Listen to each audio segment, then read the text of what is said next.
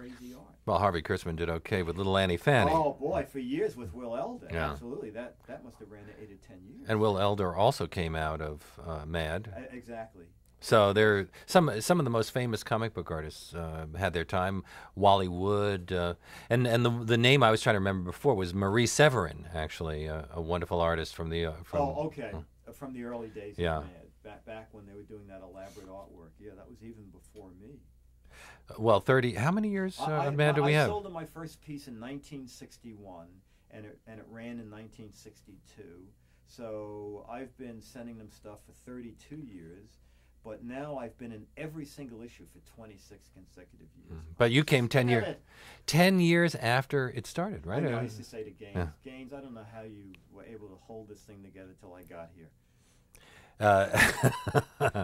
They did very well. I know, what are you kidding? Has anybody taken offense? You know, my favorite story was I did the takeoff on Star Wars, which Mort Drucker drew. And I got a letter from Lucas's attorney saying that this was gross copyright infringement, that my satire ran 6 pages, which was 17% of the magazine, and they wanted 17% of the profits. They wanted the original artwork.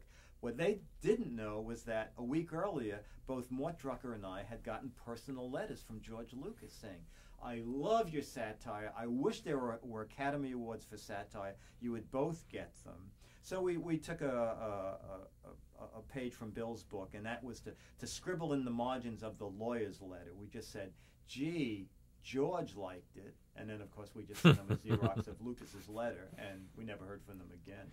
A lot of people like to be made fun of. In fact, I understand that every president has a Herb Block cartoon parodying something that he did at one point or another. But there have to be some thin-skinned people out there, and at times you get pretty nasty. You know, I am astounded. There is a man on Nickelodeon. His name is Mark Summers, and he was hosting a kid show called Double Dare. It was very popular, and I did a takeoff on it. And I met him, and he said, oh, you know, I understand you're doing a takeoff on my show. Would you send me a copy as soon as you get it? So I looked at it, and I was very mean to this man, you know. And I figured, well, he's going to buy it at the newsstand anyway if I don't send it to him. So I sent it to him, and a week later, I get a phone call from him, and he goes, oh, is it okay to show this on the air? And I go, Mark, you have I said, I was so mean to you. And he goes, I don't care. I'm in Mad Magazine. Because as a kid, he read Mad. This was his dream. And he said, is there any way I can get on the letters page? I said, well, why don't you come to the office with a pie? His big thing was pies. And I said, you know, you'll hit me with a pie, and we'll say that you were angry about the satire, and you'll be on the letters page. So no one's really hated it enough to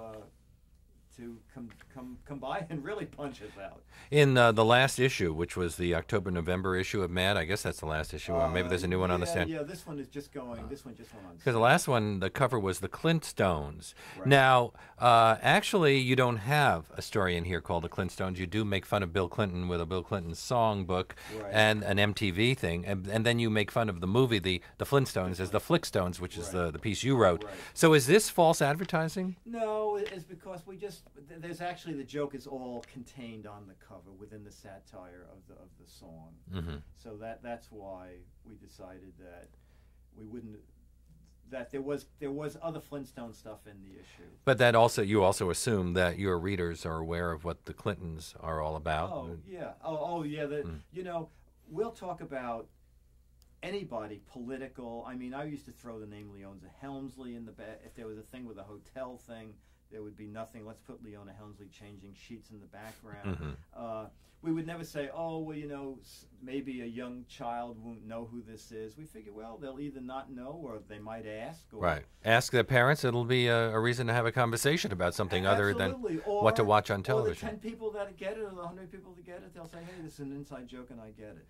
Over the years, I've heard a lot of comedians say that the problem for comedians is that the real world is so outrageous, it's impossible to make fun of it.